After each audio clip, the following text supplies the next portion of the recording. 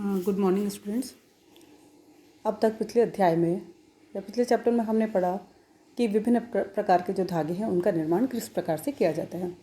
अब हम बात करेंगे वस्त्र निर्माण की प्रक्रियाएं, क्योंकि वस्त्र एक ऐसी चीज़ है जो हमारे रोज़मर्रा में काम आती है, चाहे वो वस्त्र पहनने के काम में हो या और किसी अन्य फर्निशिंग के काम में आती हो या किसी भी कहीं पर मतलब वस्त्रों का उपयोग हमेशा किया जाता है। अब वस्त्र निर्माण के लिए रेशों से निर्मित धागों का उपयोग करके विभिन्न विधियों के से वस्त्र बुने जाते हैं, लेकिन कई बार ऐसे भी होता है कि जहाँ पर बिना धागे और बिना रेशों के द्वारा वस्त्रों का निर्माण किया जाता है। इसका मतलब ये है कि वस्त्रों का जो निर्माण है वो केवल रेशों के द्वारा या धागों के द्वारा ही नहीं किया जाता, लेकिन कई बार बिना बुने हुए वस्त्र जो होते हैं या कई बार पॉलीथीन का उपयोग करके या कई बार कागज़ का उपयोग करके भी वस्त्रों का निर्माण किया जाता है। वस्त्र निर्माण में जिन विधियों का उपयोग किया जाता है उन्हें हम 3 वर्गों में डिवाइड करते हैं। पहला जो विधि है जिसमें बिना रेशों के वस्त्र का निर्माण किया जाता है, दूसरी विधि के अंदर रेशों से वस्त्रों का निर्माण करना और तीसरा है धागों के द्वारा वस्त्रों का निर्माण करना।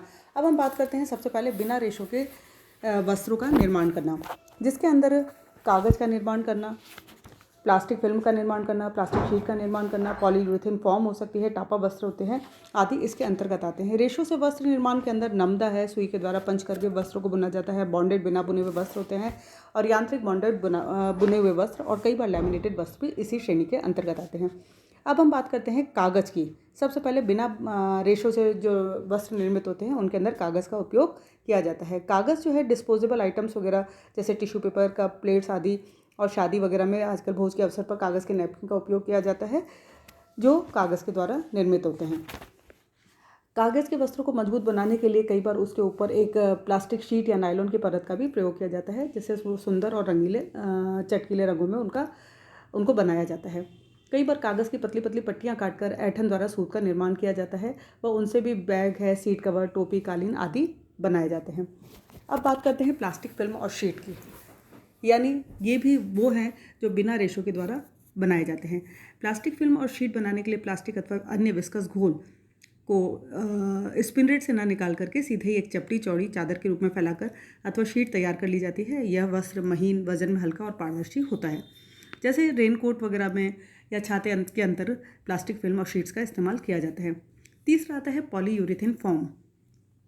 पॉलीयूरेथेन फॉर्म निर्माण हेतु फॉर्म के तैयार घोल में हवा प्रवेश कराई जाती है, जिसके कारण उसका आयतन या वॉल्यूम बढ़ जाता है। और चूंकि फॉर्म के अंदर हवा प्रवेश की जाती है, इसलिए इसका उपयोग अच्छे विसंवाहक या इंसुलेटर के रूप में भी किया जाता है। फॉर्म की मोटाई, फॉर्म के अंदर के हवा का रिक्त स्थान एवं अन्य माप ये सारे नियंत्रण में रखा जाता है और इसे विभिन्न आकार में, विभिन्न डिज़ाइनों में भी बनाया जाता है। फॉर्म का सीधा उपयोग तो वस्त्र में नहीं किया जाता, लेकिन फॉर्म के साथ साथ जो उपयोग होता है, फॉर्म वस्त्रों के साथ साथ कई जगह पर उपयोग लाया जाता है। जैसे हमने देखा होगा कि बैग के अंदर किया जाता है, फॉर्म का गद्दे के अंदर किया जाता है, कुशन्स वगैरह में फॉर्म का उपयोग किया जाता है। कई बार पैडेड जो चीज़ें बनाई जाती हैं, पैडेड वस्त्र बनाए जाते हैं, उनमें भी फॉर्म का उपयोग किया जाता है। चौथी हम बात करते हैं टापा वस्त्र की। टापा वस्त्र का निर्माण जो है शहतूत के वृक्ष की छाल के गलाकर, कूटकर और कई परतों वाला वस्त्र तैयार किया जाता है। इसका रंग हल्का पीला होता है या भूरा होता है और इनसे भी बहुत सुंदर और आकर्षक वस्त्र बनाए जाते हैं। अब हम बात करें दूसरा जो तरीका है वस्त्र निर्माण का, जिसके अंदर रेशों का उपयोग किया जाता है। रेशे का उपयोग कर वस्त्र निर्माण के अंदर हमने कहा कि नमदा को बनाना, सुई द्वारा पंच करके बनाना, बॉन्डेड बिना बुना हुआ वस्त्र बनाना, यांत्रिक बॉन्डेड वस्त्र बनाना और लैमिनेटेड वस्त्रों का निर्माण किया जाता है। जिसमें हम सबसे पहले बात करते हैं नमदा बनाना। नमदा जो जनरली है वो ऊन के रेशों के द्वारा बनाया जाता है, क्योंकि ऊन के रेशे जो हैं आपस में उलझकर जोड़कर ताप के द्वारा जब दबाव डालकर जमाया जाता है तो वो नमदा का रूप ले लेता है। इस विधि के द्वारा केवल ऊनी रेशों से ही कंबल, पट्टा, नमदा आदि बनाए जाते हैं, इसलिए इस विधि को वस्त्र निर्माण कार्य इसका है सीमित है। लेकिन कई बार देखा गया है कि अनानास के जो पत्ते हैं उनका उपयोग भी नमदा बनाने के लिए किया जाता है। ऊनी रेशे खुरदुरे होते हैं, इसमें शल्कें पाई जाती है और ऊनी रेशों के अंदर प्रत्यास्थता व इलास्टिसिटी का भी अनोखा गुण विद्यमान रहता है और उपयुक्त तापमान, सांद्रता और दबाव में आकर ये शल्कें आपस में खुलकर सट जाते हैं और इस तरह से एक दूसरे पर चिपक कर जुड़ जाती हैं, जिसके द्वारा नमदा का निर्माण होता है। दूसरी बात करते हैं सुई द्वारा पंच करके जाल नुमा वस्त्र जो है वो किस प्रकार से बनाया जाता है। इसमें कई प्रकार के वस्त्र बनाए जाते हैं। इस विधि में सभी रेशों को एक पर एक तह में बिछाकर चिपकाने वाला पदार्थ लगाया जाता है। फिर सुई की सहायता से पूरी तह के मोटाई में छेद किया जाता है। इससे प्रयुक्त की जाने वाली सुई 2 दिशाओं में हुक वाली होती है। जब सुई अंदर की तरह चुभाई जाती है तो ऊपरी सतह के रेशे नीचे चले जाते हैं तथा सुई को वापस ऊपर खींचते समय रेशे नीचे की तरफ चले आते हैं। इस विधि से लगभग सभी रेशों के वस्त्र बनाए जाते हैं, लेकिन जो क्वालिटी है वो डिपेंड करती है कि कौन सा फाइबर यूज़ किया जा रहा है, कौन सा रेशा यूज़ किया जा रहा है और कौन से तरीका का इसमें इस्तेमाल किया जा रहा है। तीसरा होता है बॉन्डेड बिना बुना हुआ वस्त्र यानी नॉन वोवन फैब्रिक्स। इस विधि द्वारा भी वस्त्र का निर्माण किया जाता है। इस विधि में वस्त्र निर्माण का कार्य रेशों को चपटा करके चादर के रूप में बिछाकर किया जाता है। इसमें रेशों को आपस में चिपकाने वाले पदार्थों एडिसिव एजेंट जो होते हैं, बॉन्डिंग एजेंट की सहायता से जोड़ा जाता है। तापसुन्मय रेशे जो है थर्मोप्लास्टिक फाइबर्स के लिए उपयुक्त नमी, ताप और दबाव डालकर वस्त्र का निर्माण किया जाता है। ताप द्वारा रेशे आपस में चिपक जाते हैं, सट जाते हैं, जिसके द्वारा वस्त्र का निर्माण किया जाता है। बॉन्ड बनाने के लिए सबसे पहले सभी वर्ग के रेशों की घुनाई और कंघी की जाती है, उनसे रेशा सीधा हो जाता है और उसके बाद ये प्रक्रियाएं की जाती हैं। चौथा आता है यांत्रिक बॉन्ड वस्त्र यानी मैकेनिकल बॉन्डेड फैब्रिक, जिसको बनाने के लिए यांत्रिक विधि जो है वो बिल्कुल नहीं है, मैकेनिकल प्रोसेस बिल्कुल नया है। इसके अंदर 3 प्रकार की मशीनों का उपयोग किया जाता है, जिसे मालीवॉट, मालीपाल और मलिनो कहा जाता है।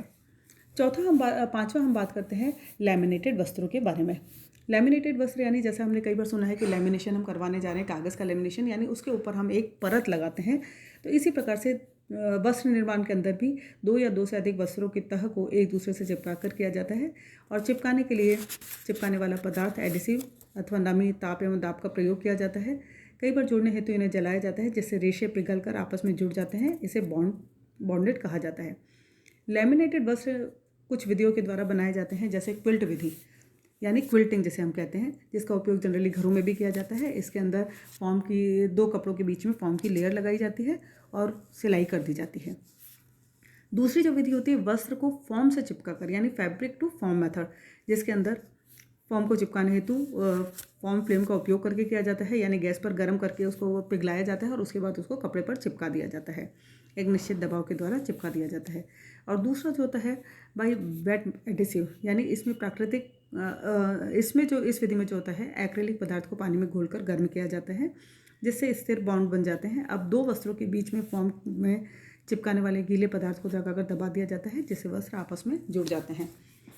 तीसरा जो मेथड है जिसमें है फैब्रिक टू फैब्रिक यानी फैब्रिक और फैब्रिक के बीच में कुछ एडिसिव या लैमिनेशन के लिए कार्य करने वाली चीज़ लगाई जाती है, जिसे आपस में चिपक कर कड़ा रूप धारण कर लेते हैं।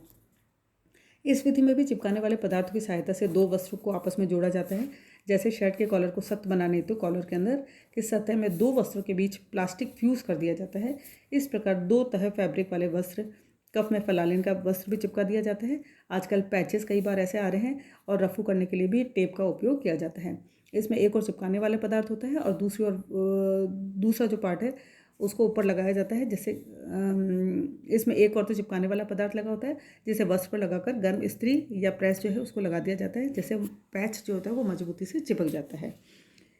इसके बाद हम नेक्स्ट चैप्टर में पढ़ेंगे धागे द्वारा वस्त्रों का निर्माण करना, जिसके अंतर्गत हम गूंथना यानी ब्रेडिंग करना, चोटी बनाना या नीटिंग करना या जालियों का निर्माण करना या बुनाई आदि के बारे में नेक्स्ट उसमें डिस्कस करेंगे। Thank you.